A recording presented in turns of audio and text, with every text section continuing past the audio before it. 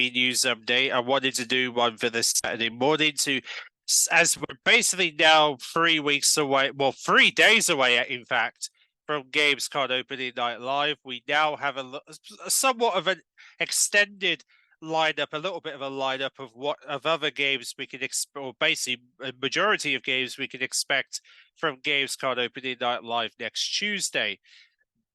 Obviously, one of the games that are going to be coming to the event will be Sonic Superstars, which definitely sounds like we're going to be getting some news in regards to the 4-player co-op side of the game. So that's going to be good news. We're going to finally know more about the 4-player co-op modes for Sonic Superstar, and maybe a release date will finally be announced here, which will be pretty exciting for anybody who is looking forward to the new Sonic Superstars game coming this autumn, as we still don't have an official release date, but that will change by Gamescom opening night live next Tuesday. Some other games that we can also expect to be hearing more about as we head into the event is of course Crimson Desert. This is a game that we last heard about in 2020. Well, the good news is we're going to finally be getting some more information about this game this coming Tuesday.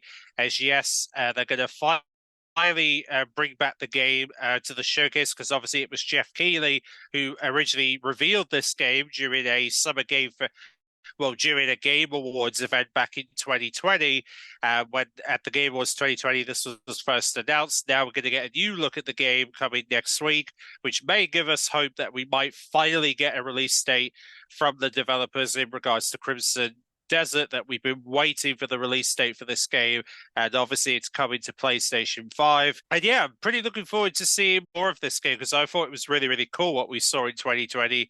So I'm definitely intrigued to see when they're planning to release this title, as this will probably be one of those games that I'll definitely consider. Yeah, definitely going to be considering pretty much, because this is a game I really want to learn more about when it comes to, you want to check out if it comes out within the next year. But we'll find out in just a few days from now more about this title, Crimson Desert, that we've been waiting to hear more about for some time.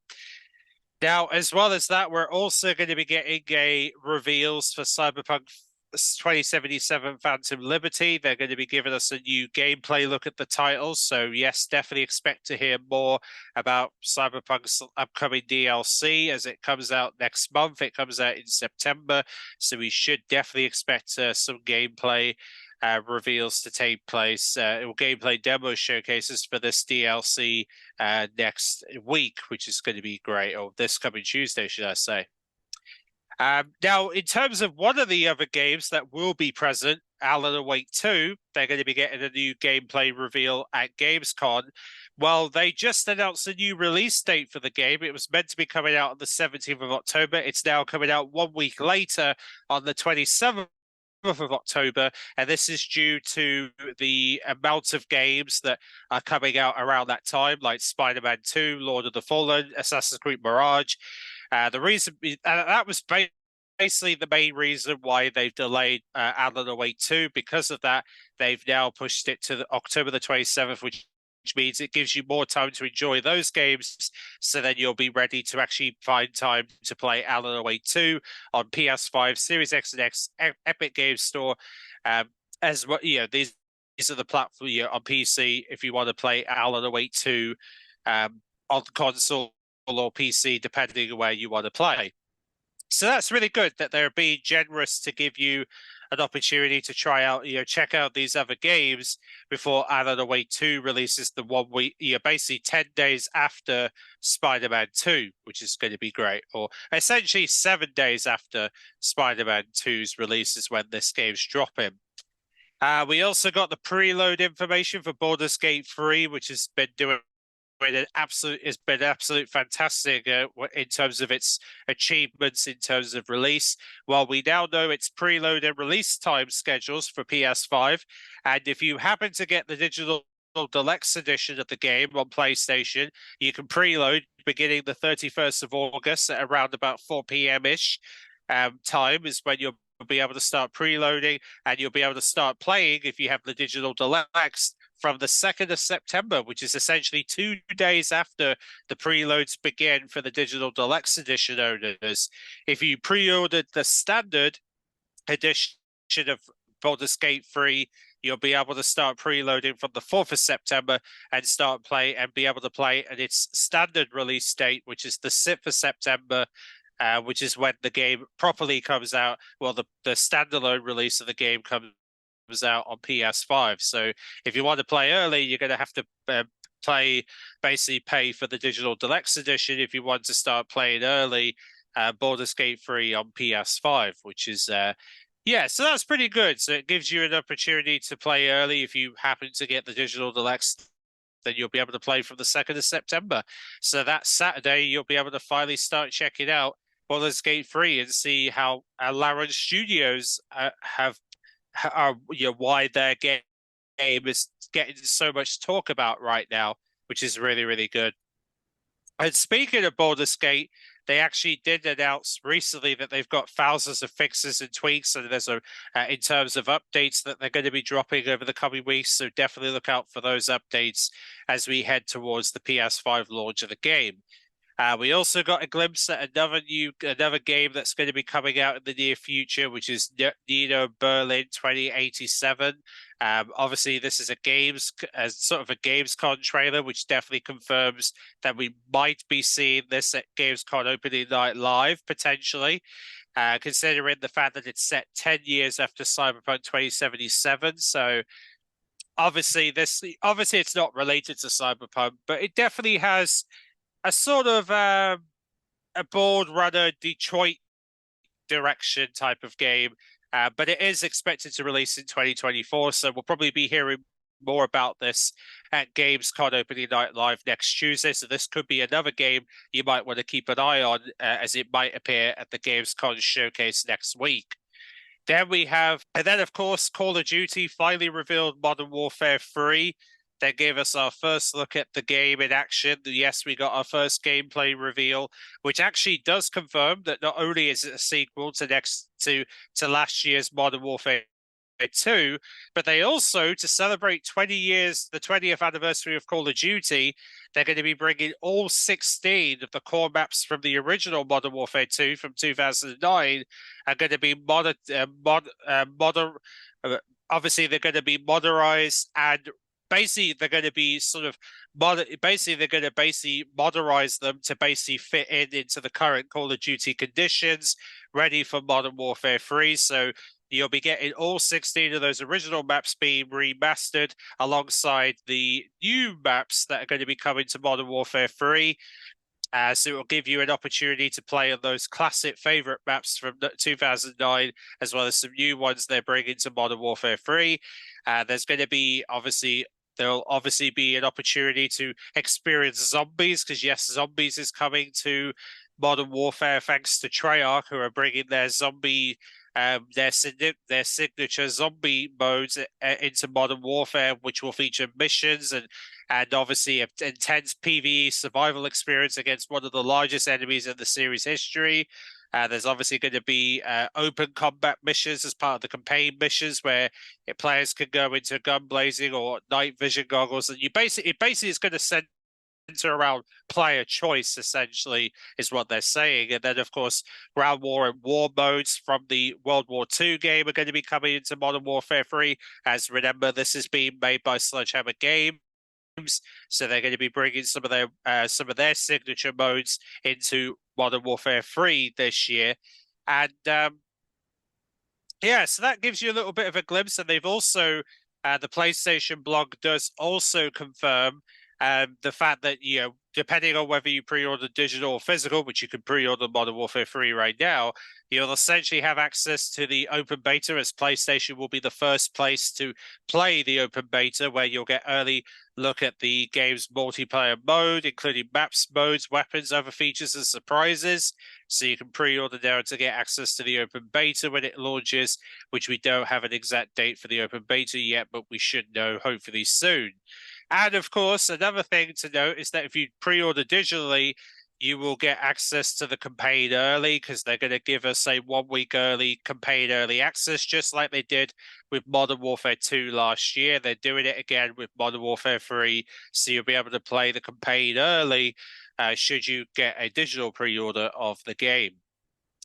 And of course, they're also bringing out a SOAP Operators pack as part of the pre-orders of any digital Modern Warfare 3 pre-orders. There's a Vault Edition upgrade, a Vault Edition coming, a cross-gen edition that will give you campaign early and by the way, the cross-gen edition will also give you obviously campaign early access, open beta access, which obviously the campaign early access is only workable for the digital version, but there is a physical cross-gen edition as well as a Vault edition that's available physically as well as digitally as well. So yeah, yes, these are just, and you can read more in the link in the description if you want to learn more about all the different editions for Modern Warfare 3, as well as basically some details about, and even our first look at, and even the first images of the open world zombies experience that's going to be coming to Modern Warfare 3 when it launches on the 10th of November, and you'll be able to carry your Modern Warfare 2 progression over to Modern Warfare 3 to be used in day one on the 10th of November, which is pretty nice. So yes, yeah, we should be learning more about Modern Warfare 3 over the coming weeks, as well as details regarding the beta for those who are, well, in terms of the dates for the open beta and the campaign early access. If you're curious about when you're going to be able to start playing the campaign, or even get into the open beta for this year's Modern Warfare Call of Duty title, Modern Warfare 3. We also got some reveals for First Descent that revealed a new combatant being Buddy that got announced for the First Descent. While we got a look at the PlayStation 5 features for the First Descent that will be made available as part of the cross-play open beta between the 19th and the 25th of September, which is when this beta takes place. And in terms of some of the features you'll get a 4K resolution supported mode. So they're going to be supporting 4K resolution, offering in-game performances and fidelity modes. There'll be HDR support along with the PS5 release. There's also going to be performances made up to 60 frames per second as part of and there's also the VVR variable refresh rate will be supported with the First Descent. There'll be adaptive trigger support, so you'll be able to use that with your with all the weapons in the game, as well as haptic feedback as well, 3D audio support, and of course, along with that, there is obviously going to be an opportunity to try out 13 attractive characters, a variety of missions, 9 giant boss raids, enhance immersive experience in combat and grapple hooks both using the DualSense controller. And they're also going to be adding a new prologue and story, a variety of never-before-seen cosmetic items, and a whole revamped of character progression system will all be made available as part of the open beta next month for the First Descent, which will be entering beta next month for the first time for PlayStation and Xbox players. Will be able to finally try out First Descent for the first time beginning next month, which is going to be great. So hopefully it won't be too far off until the game's initial release, which will be a free-to-play title when it does come out following the beta. So that's pretty good. Some cool things to look forward to in regards to the First Descent we can all look forward to in the coming weeks. Also, Armored Core 6 had a recent update recently, which I'll leave a link in the description if you want to see which, by the way, it was relayed to a showcase that they had, which you could check out that showcase if you want to see. If you want to see the showcase for Armored Core 4, Armored Core 6, should I say, which is just, which, they're obviously celebrating their release of the game. And you can learn more about the game in preparation for its release in the next few days. Also, Lord of the Fallen's getting upgraded sound, upgrading some sound features, including the fact that they're going to be they're actually going to be upgrading the PS5 sound features for the Lord of the Fallen, which is great. You can read more in the link in the description if you want to learn more about that. Then, of course, we have a Walking Dead game that got announced just the other day, The Walking Dead Dynasty, which will let you rewrite the timeline of the TV show, which is going to be available for PlayStation 5, PS4, Xbox One, Xbox Series X and S, PC. All these platforms are going to be soon giving you the opportunity to rewrite the timeline of the Walking Dead TV show, which is going to be pretty interesting. And you get to play in third-person mode, which is going to be great. So you basically make the call of how the story goes. If you're a fan of The Walking Dead, you can check that out.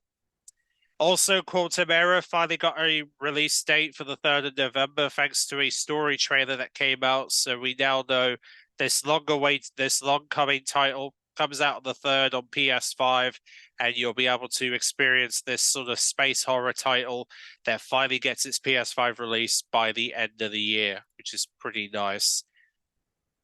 The Crew Motorfest has finally gone gold, so they're now kind of getting ready for the 14th of September release. So we'll probably might be hearing more about the Crew Motorfest at Gamescom next week. So definitely expect some sort of we're probably going to be getting another trailer for Crew Motorfest next week at Gamescom, considering Ubisoft are due to be appearing at Gamescom next week. Then we have Marvel Spider-Man 2 that obviously the accessibility options are going to allow you to slow down combat, which is going to be a nice accessibility feature for Spider-Man 2 when it releases this October. There was also a new game that just got released, Shadow Gambit, that came out on PS5, PlayStation, Xbox just recently, which you can see a glimpse of the gameplay in the link in the description if you want to see this new sort of indie title that just dropped on console recently.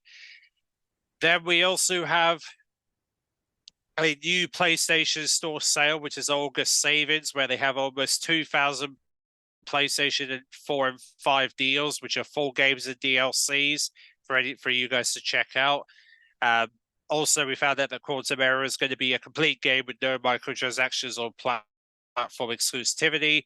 DC Universe Online will be getting a native PS5 release this Christmas, in time for Christmas 2023, which will have some quality of life improvements and gameplay improvements, which is going to be great for anyone who's planning to get the PS5 version of this game later this year, and we should be hearing more soon.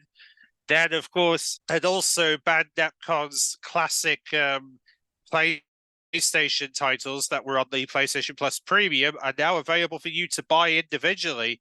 So this includes Mr. Drill, Ridge Racer 2, Ridge Racer Type 4, and Tianka 2 are all available for you to buy individually outside of the subscription service if you fancy playing these classic titles that are now available for you to play on those systems, especially on PlayStation, if you want to play these classic titles on your newer PlayStation systems, which is quite nice.